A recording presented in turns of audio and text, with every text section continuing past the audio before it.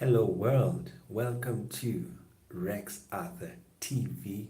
This is the Rex Arthur Show where we discuss LGBTQ issues with an LGBTQ approach and an LGBTQ perspective and a humanistic approach in an LGBTQ plus planet. And today we're still in the first week of the first week of 2019.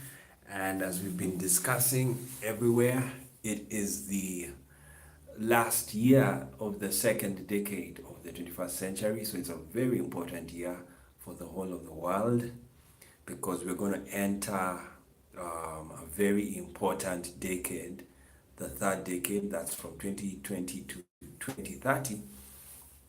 And I have a feeling that things happen in these decades, from 2000 to 2010, the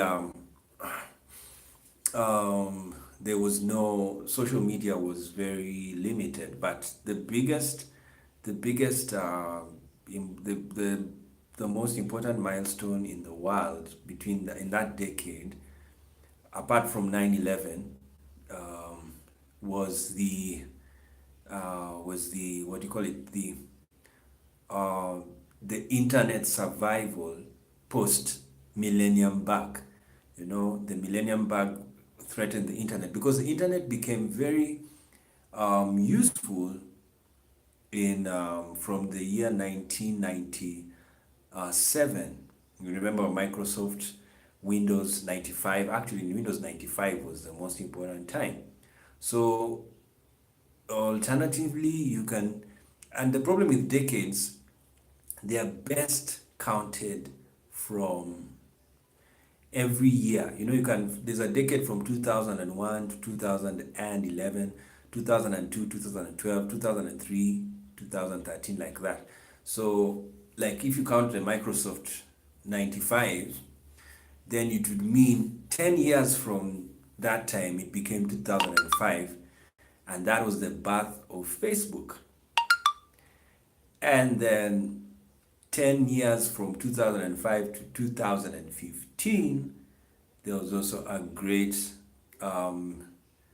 that's when Facebook now was acquiring WhatsApp and Instagram. I think later Instagram was later, maybe 2016.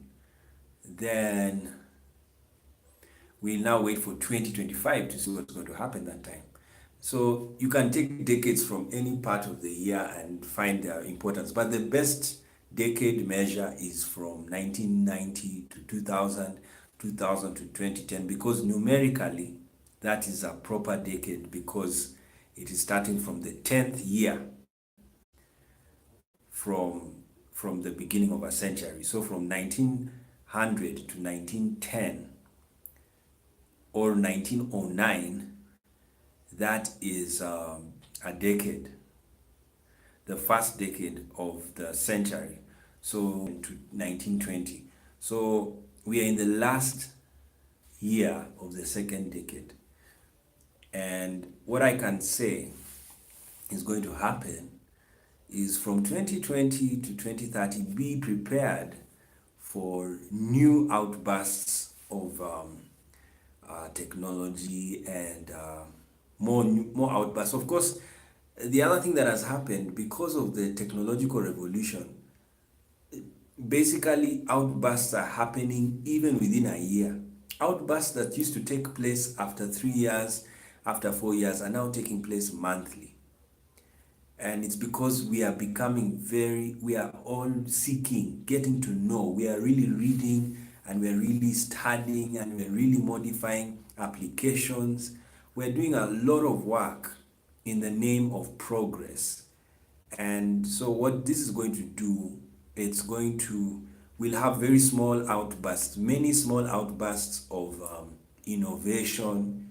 And then around 2020, 23, 24, 25, we will then have we'll enter a new dispensation, a new moment in technology and in human progress. And this is when the new Zuckerbergs are going to appear, because this was these 2 decades, but not even these 2 decades. Actually, Zuckerberg and the Zuckerberg group succeeded in the second decade, from 2010 to now. That's when they became very successful, very prosperous.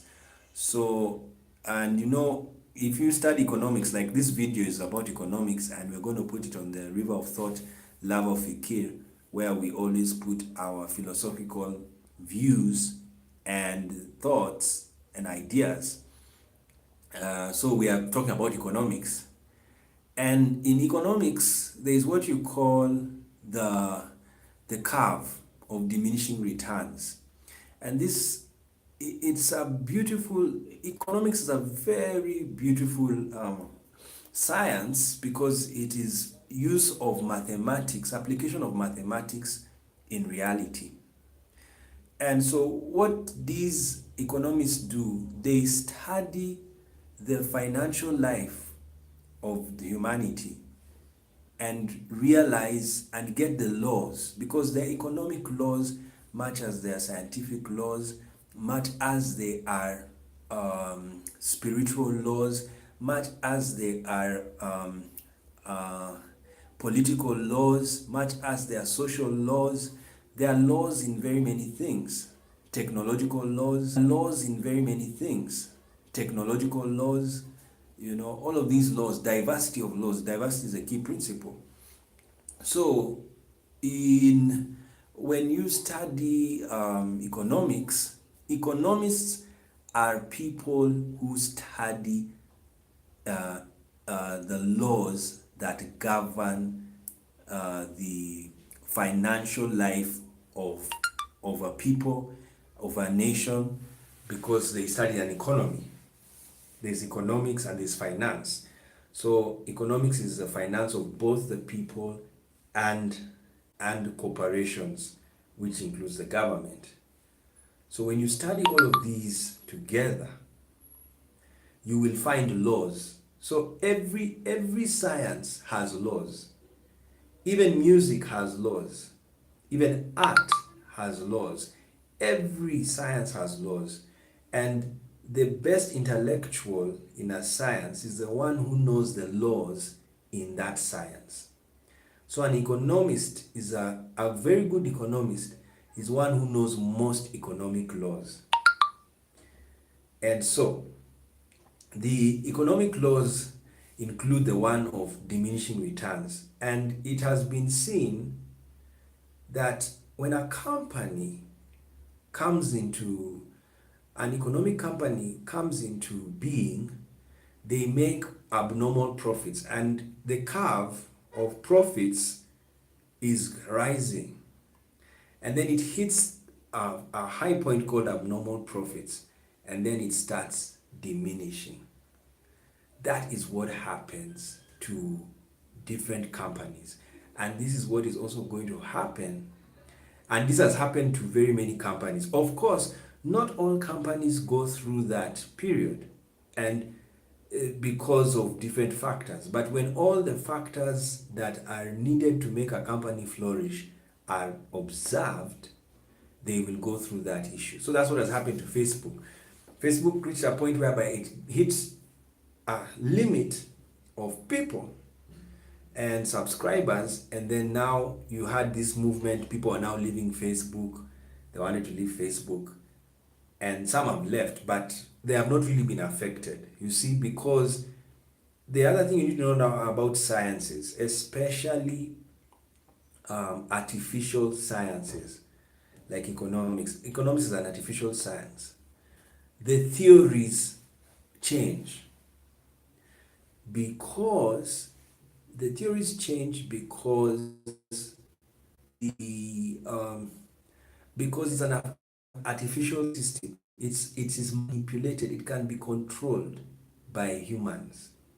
You see, we cannot control the law of gravity because it's beyond us. We did not make it. We cannot control certain laws. Those are what I'm calling now natural laws. They are natural. But artificial laws we can manipulate because we make the things. We make money.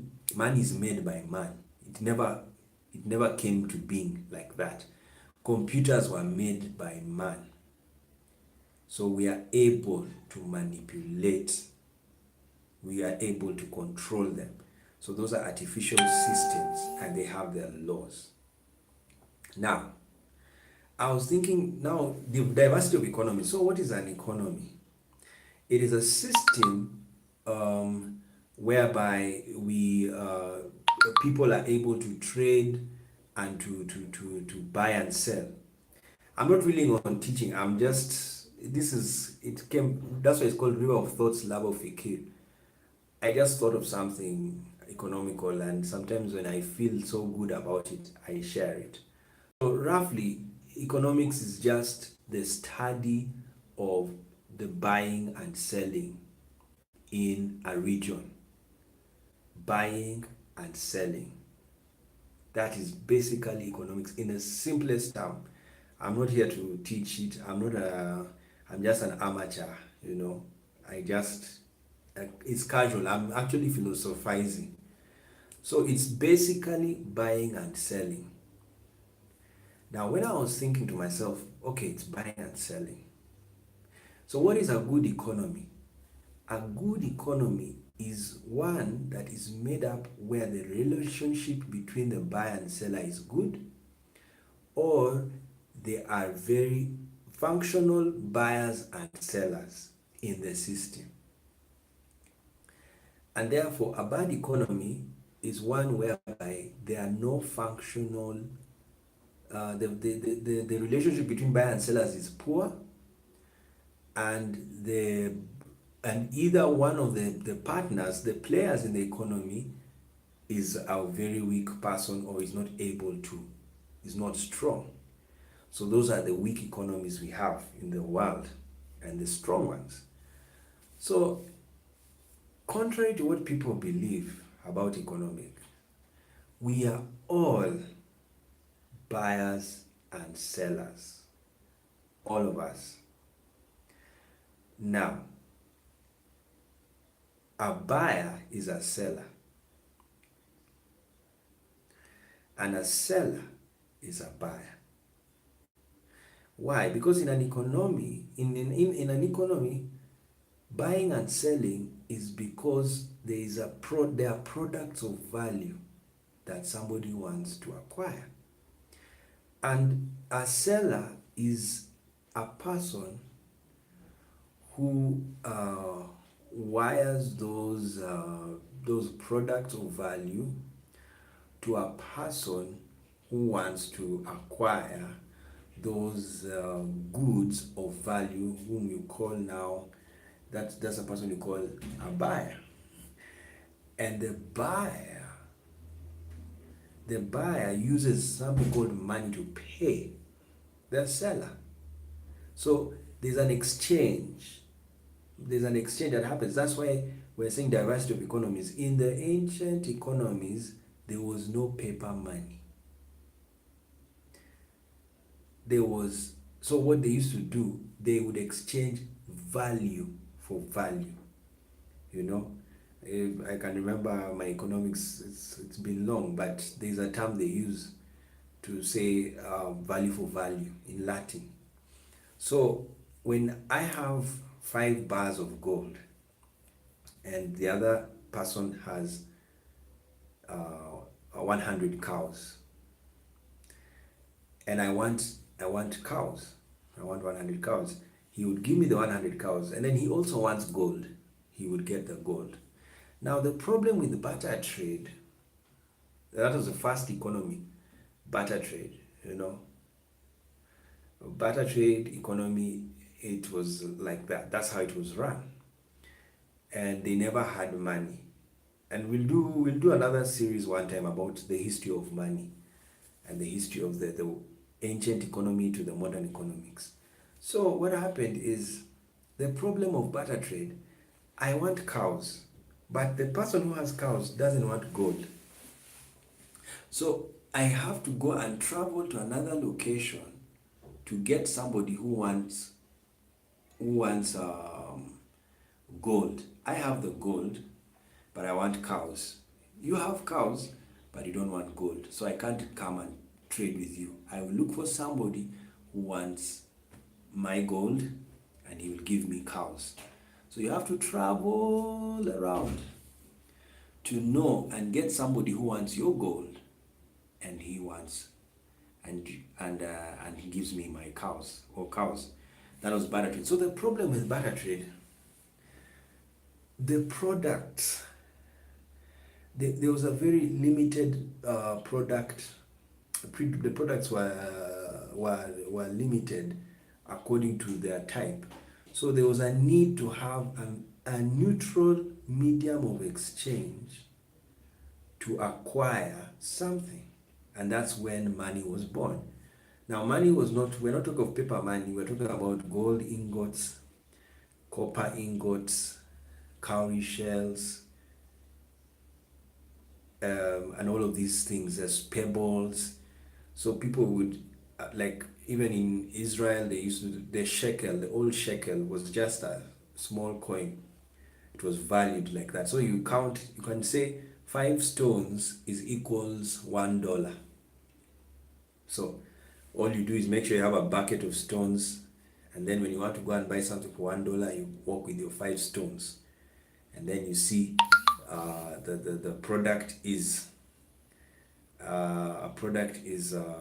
is $1, and you buy it with the 5 stones. So you give the seller the 5 stones, and he gives you the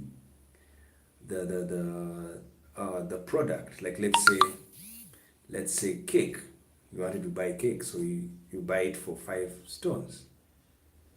Now, the thing you need to understand about this money system,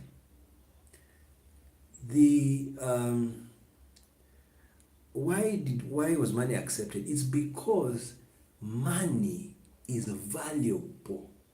It is a product. That's what people need to know. Money is also a product. Money is not just a medium of exchange, it is a product that is used to make exchange happen. So what does this mean? Because the seller would tell me, I don't need money. You would have repeated the same argument that barter traders were making. I don't need cows, or I don't need gold. But because you're giving him money, it is something that has value. So because it has value, you will take it, even though it is not a product. It's not a tangible product. And actually, contrary to what people believe, money is actually a tangible product. Yes, it is, because it has value. The value is put on it. It's paper, and people think it's worthless. It's not worthless. It is valuable because it has a value. It is written there, $5, $10, you know. So that's why sellers accept money. Otherwise, if money was worthless, they would not accept it. Yeah, because it's worthless. The reason why sellers accept money is because money is valuable. And the moment money was introduced to the world, that was the end of barter trade. The end, it killed barter trade forever. Because now there is no need of you going to look for somebody who wants your product for you to get his product. All you need is get money. Once you have money, you have the whole world. And that's why King Solomon said, money answereth everything. Yes. Because he came to the world when they were using money. And he got to learn, okay, this is the secret. Because imagine if he did barter trade, believe me, he would have not built the temple he built. But because he had money, he made sure he got money, and then he goes to Lebanon, buys trees. Lebanon will not say no to him because he will give them money. And with that money, Lebanon can go to Turkey and buy something. And then Turkey will receive money and it will go to Spain to buy something. And then Spain will go to Germany with the same money it has got from Turkey to buy something. So that's how the money system has been, and it has never ended. The only thing that now changed was the type of money. So they stopped using gold ingots. In fact, do you know why the Roman Empire collapsed? They had no paper money. And the problem of making money using gold, copper, these are items that can die. You see, they can be depleted. So, like, you have to dig mines to get gold. Now imagine if there is no gold, all the mines in the world are empty. Your economy will collapse because you don't have material to make the money. So when paper money was born, of course, I won't talk about the history because that was not my point of doing the video. I'll just come to pour my thoughts casually. The issue is that now when money was made, it's very easy to make money compared to gold. You don't need to mine paper. Yes, you just print. You print. So and then imagine you're printing and you're writing the value. For gold, you have to measure gold to know its value. It's a very long process to get the value of gold, because even you have to refine it. Then after refining gold, then you measure how much gold it is, then now you put a value to it. So that process, it wastes time. But printing money, you can even print it within a second. Imagine if we all had printing machines of money. My goodness, we would not even be doing videos. You just be printing your 1 million in a second. You just print it. And this is what the digital economy has done. It has changed. Do you know we're not in a cash economy? Let me tell you, the world is not in a cash economy. That's the breaking news. The world is in a cashless economy, even if you're using cash. You know why the economies of the world are going crazy? Like there's some confusion. Contrary to what they are saying, it is because the cashless system is inside. It has been introduced. Bitcoin was not in the world in 1990. But now it is there. And one Bitcoin is roughly 3,000 US dollars. One.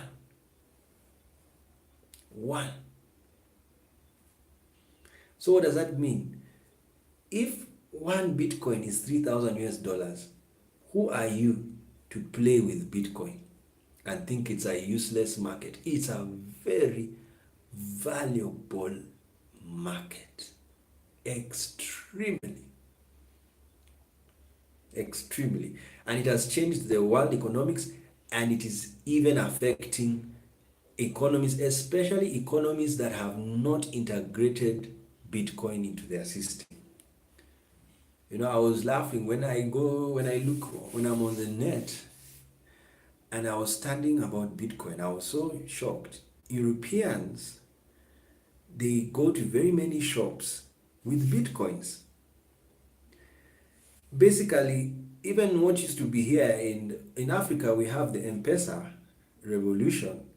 But I think the reason why M-Pesa cannot be used in Europe is because they have Bitcoin, which is easier. First of all, it's completely cashless.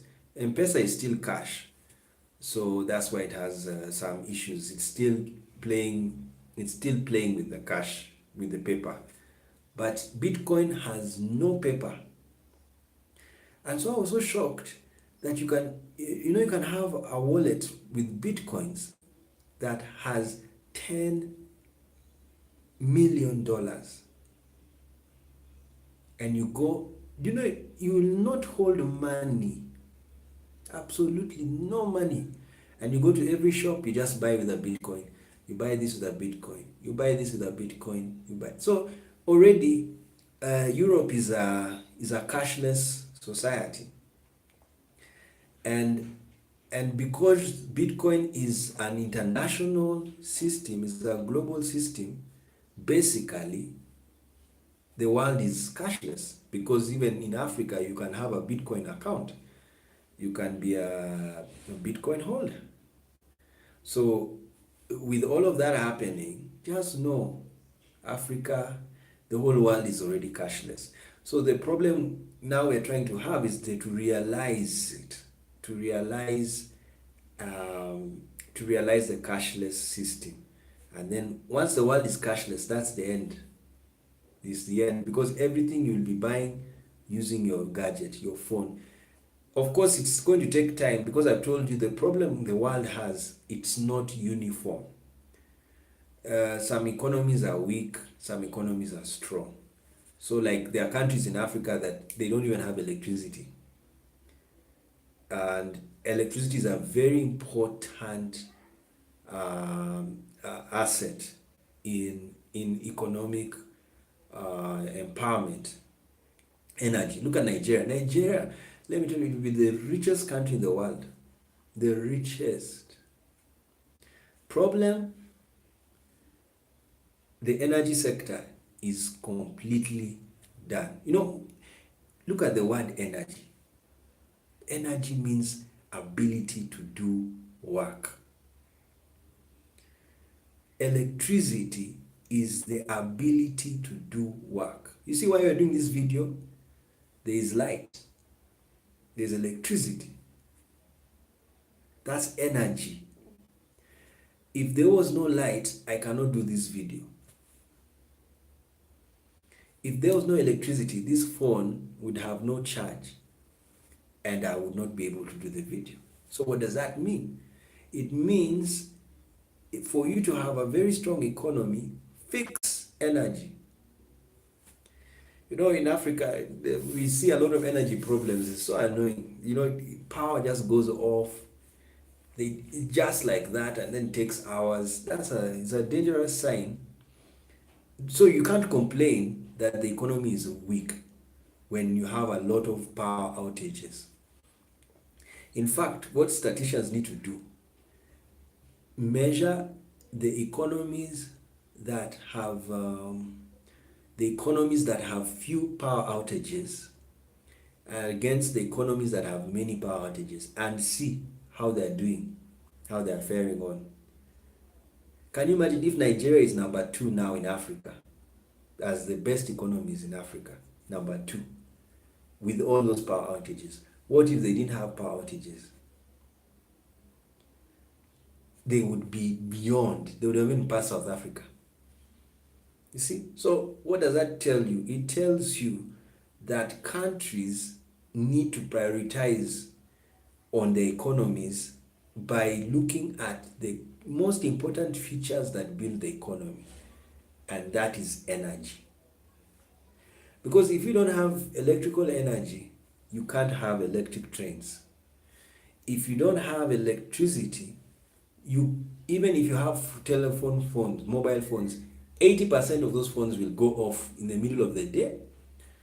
And because there's no electricity, you can't call somebody, and because you can't call somebody, your transaction cannot happen. You have to wait until electricity comes back. Are you seeing the problem?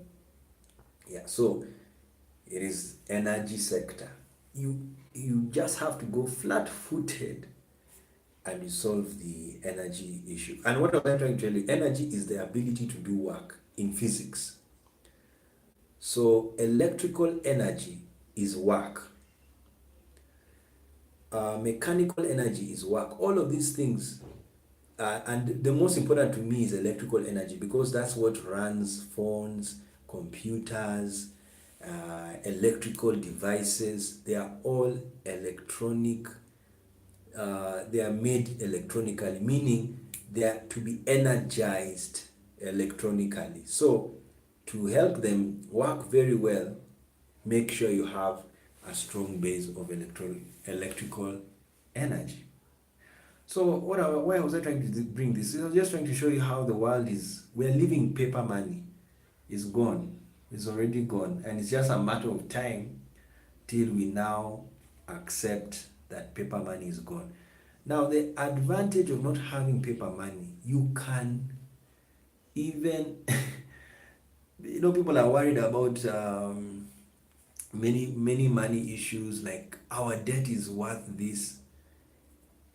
It cannot scare you in a cashless economy. Reason being, money is digitized.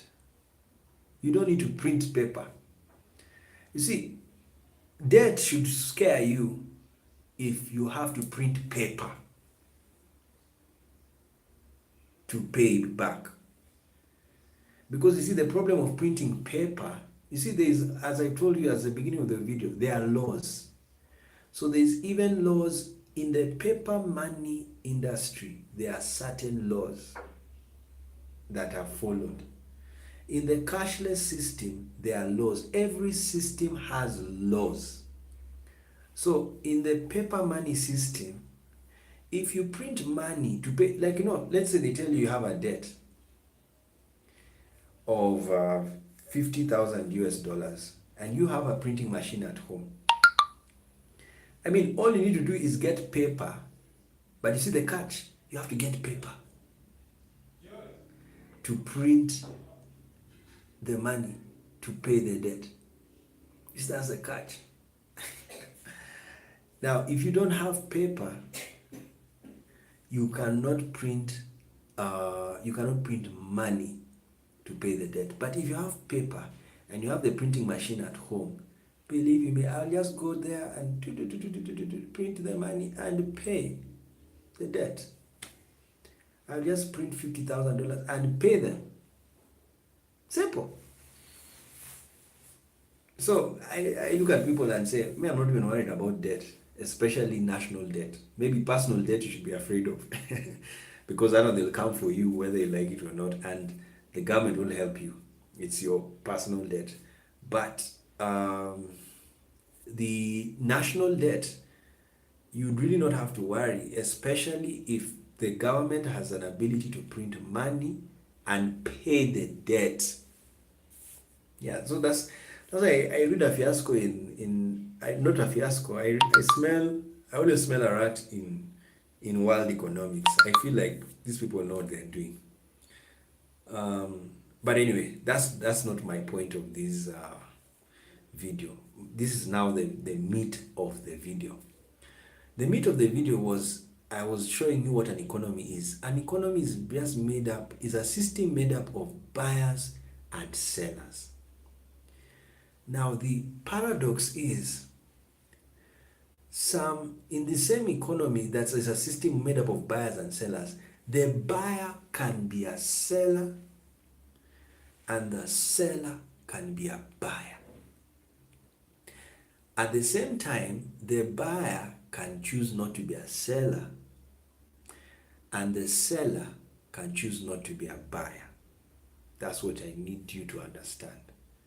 So basically, an economy is made up of 4 persons: buyers who are sellers, sellers who are buyers, and then buyers only and sellers only. Now, a very functional economy is an economy that has an even balance or has all those 4 persons functioning very well. Now, what do I mean by functioning very well? A professor in university, do you know he's a seller and he's a buyer? He sells his knowledge to the university, and the university buys his knowledge by paying him a salary so that he can teach the students who have paid, meaning they have bought knowledge from that university, and the university is now buying the knowledge of the professor so that he can give the buyers, students, the knowledge they have bought. And in the end of the course, the students will go with a certificate that is proof, is like a receipt that I actually was in university, I bought knowledge from here, and I bought it for 4 years, and here is proof. Because it's possible to go to school and you don't have a certificate. Yes. And you bought it.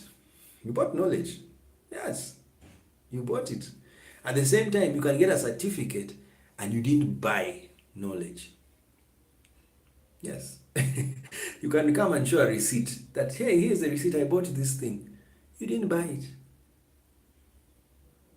You stole the receipt from somebody. And I don't have time to go and check whether you went there. I'll just say, okay, fine, the receipt is there, you did it. See, that's the problem we have in the world is that because it's an artificial system, humans are able to manipulate it and play around with it.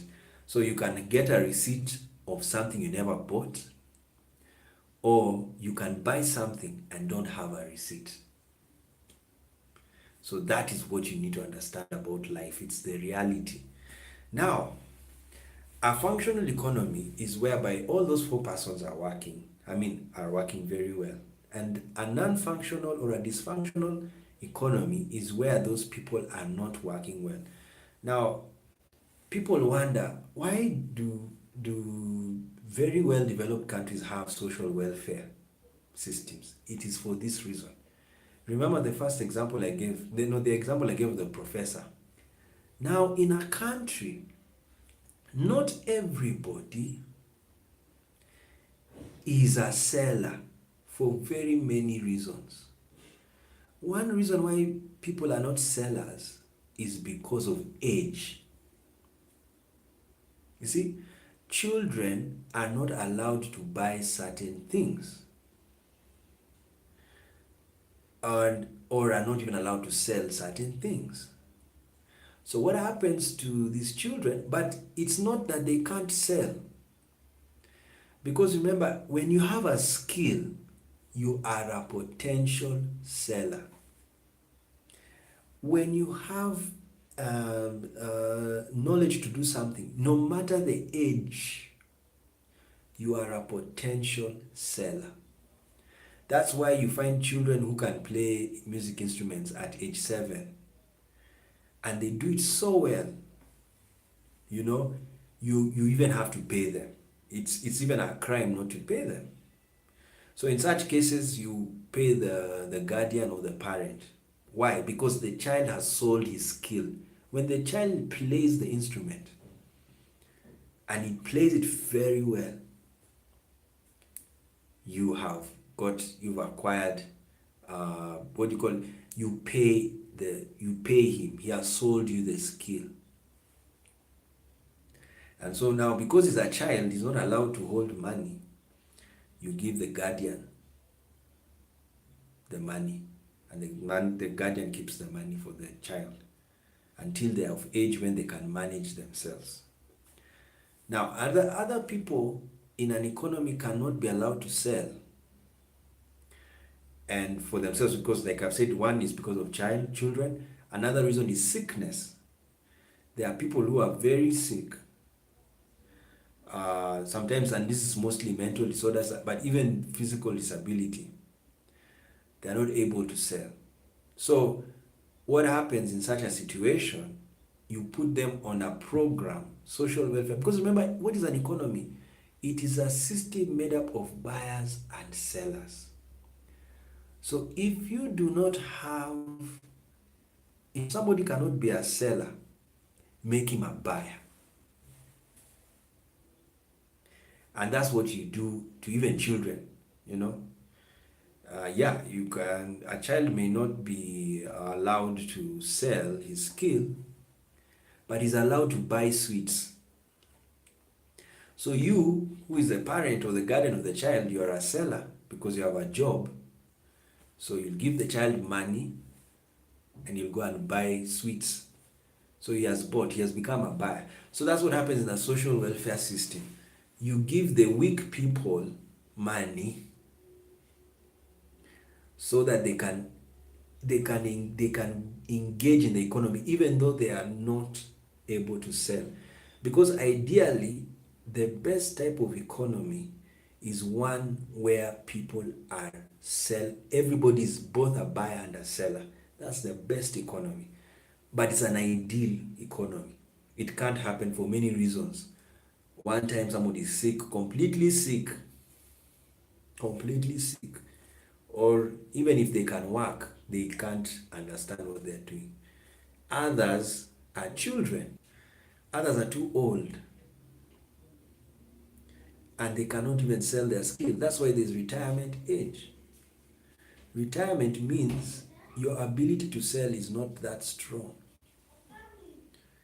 Yes, because when you're a teacher and you've forgotten many things because of old age, you're giving people a raw deal. You know, people say, "Oh, this teacher, he's forgetting the law, the Coulomb law, or the Isaac Newton's laws. He can't even remember them." So we are being given a raw deal. So what happens?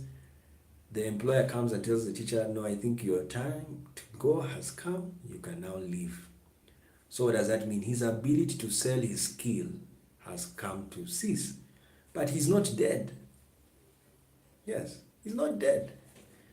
And so he still has to be part of the economy. So what do?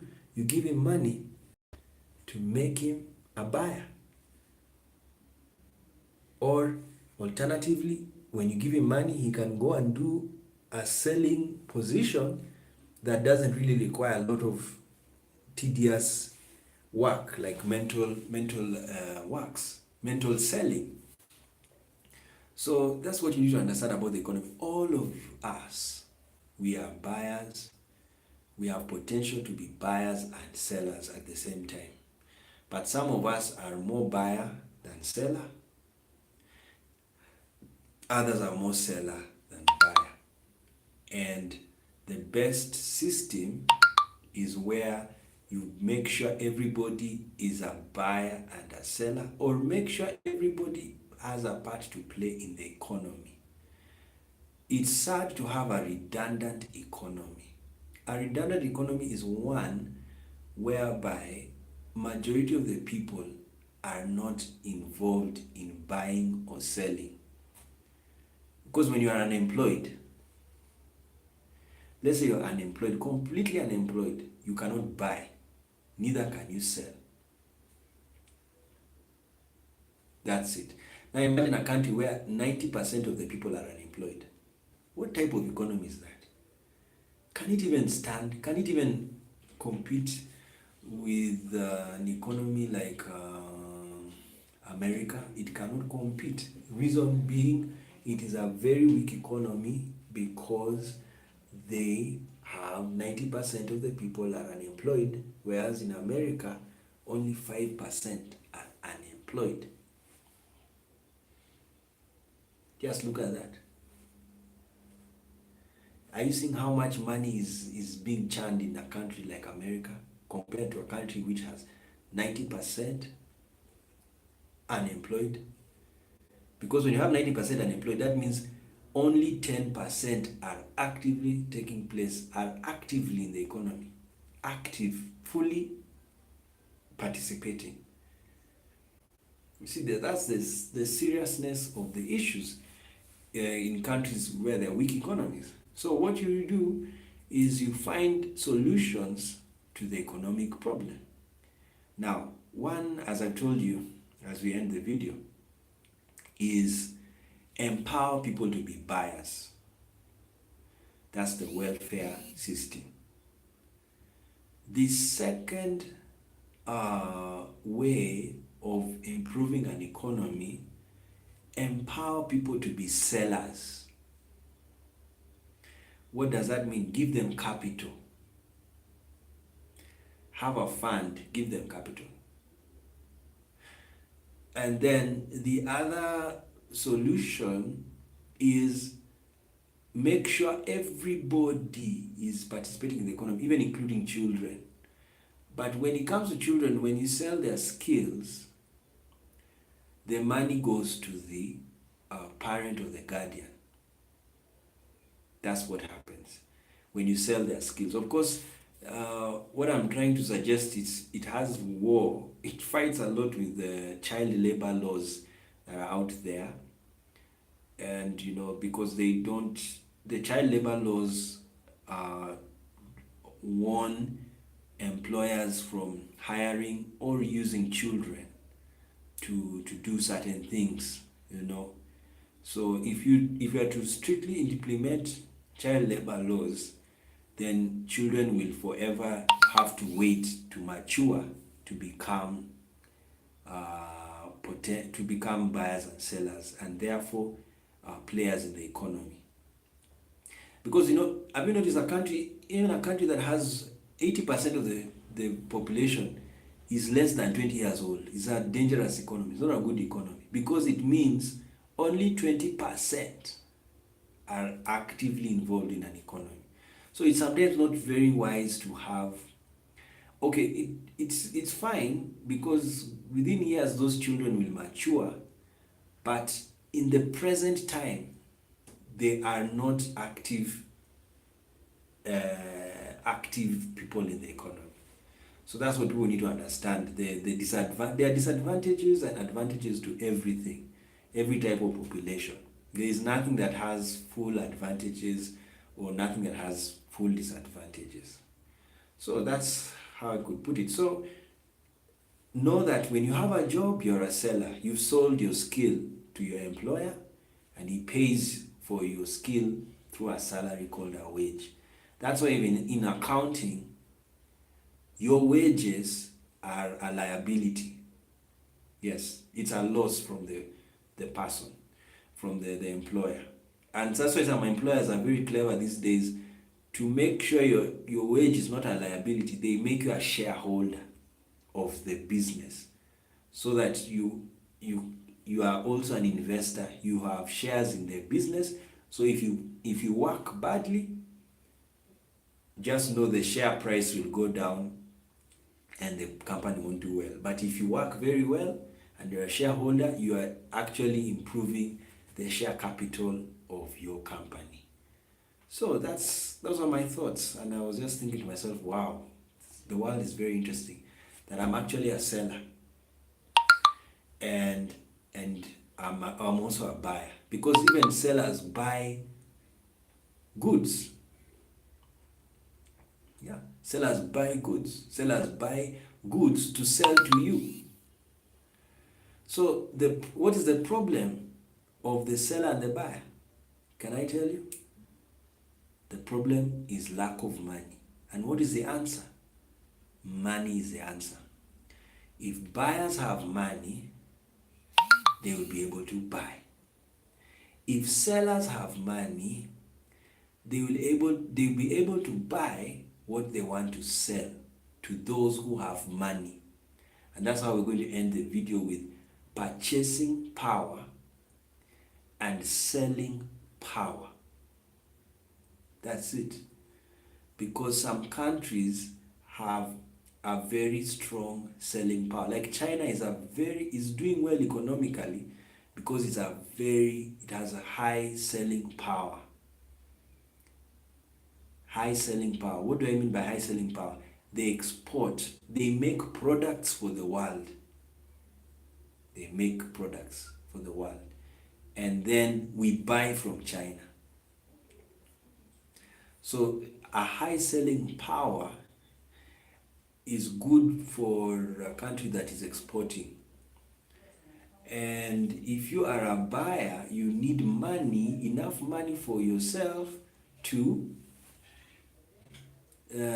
acquire. That's why China, apart from being a high seller, a top seller, it's also a top buyer. Why? Because from the selling, it has got money, and then it has money to go and buy.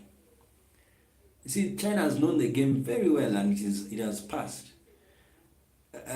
Because they are not only selling, they are buying, but they have learned the game. Sell more to buy more, to sell more, and you're done. Then you sleep, and then you have so much money, then you become a creditor. Now remember, even loans, a loan is a product. Never forget that. I've already told you, contrary to what, I remember conspiracy theorists used to say, paper money is worthless, so the banks make money. No, paper money is valuable. It is paper that has value. I can write on a paper right now. It means there's no value. Or even if it has value, it's not worth a $10 bill, because it's not a $10 bill. There's a way a $10 bill is made. Now, what am I trying to say? That means that paper money is valuable. Do you know I can tear a piece of paper because it has no value compared, but I can't tear a $10 bill. So what does that mean? That much as it's a medium of exchange, it is a product. It's like a phone. Do you throw a phone and break it? No, that's madness. So the same with a $10 bill. You don't eat it. It's madness.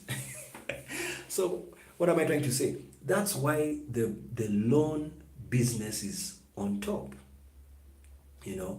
People, you sell money. A loan is money that has been sold to you at a price.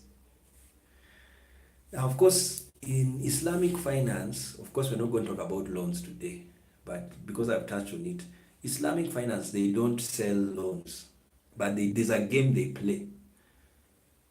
They're using the old barter trade system. So when you go to an Islamic bank and you want a loan, they will tell you, bring something of value that is worth the loan you want, and then we'll stay with it until you pay back the loan. That's how they do it. So it's still, there's nothing different. It's the same. So it's just that they don't charge interest. They don't charge the money. They do exchange of the product. So I want money from the bank. The bank wants something of value, and they stay with it until you pay back the loan. That's how Islamic banks do it. Now the Western banks, they charge the money. That the price of the money is called interest. The price of the money, like you want a loan of 50,000 US dollars, that is a product in itself. So what Western banks do, they put a price. $50,000 interest is 5%, let's say. $100,000, the price is 10% interest for paying back the loan. That's how they do it. So for them, they are making profit through interest. But for the Islamic bank, they make profit by holding your property. Actually, in fact, Islamic loans are mortgages. Yeah, they are basically mortgages, whereby someone holds your property until you pay back the loan. So what does this mean? If you don't pay back the loan, the property is mine. That's what happens, yes. So there's no difference. It's just twisting of the game. Only that in Western economics, there's interest is, they don't, in Western economics, what happens, they of course they demand security, but what I'm trying to tell you about Western economics, they charge the money, they put the price on the money. That's why it's different from Islamic finance does not charge the money. They don't, because for them, Islam is a very ancient system, and Islam was introduced before paper money came. That's what you need to understand. But I have already told you, contrary to the belief, people think that paper does not have value or cannot have value. It has value. And so because it has value, they put a price on it. Anyway, I will talk about loans in another video. This was just about understanding what an economy is. It's a system of buyers and sellers. And in the next video, when we have economic thoughts, we will discuss more about loans and where the world is going to go in the loan business. So enjoy yourselves. Enjoy knowing that you are a buyer and you're a seller. And you have a choice to be more of a buyer or more of a seller, or a balanced buyer and seller. Entrepreneurs are sellers who are buyers. And buyers can choose not to be sellers, like the disabled people or the old and the young. They can choose to be just, they can just be buyers. And so for me, I prefer being a balanced buyer and seller. So get skills, know how to do many skills so that you can be a seller. And then when you get a lot of money from being a seller, because you've sold your skills, therefore you've got money, then you can be a buyer to become a seller, like what China has done. And life will be fine. All right, guys, that's Economic Sense from River of Thought, Lava of Fikir. We will talk about loans next time. I think now we're really talking about money this January month. Okay, thank you so much.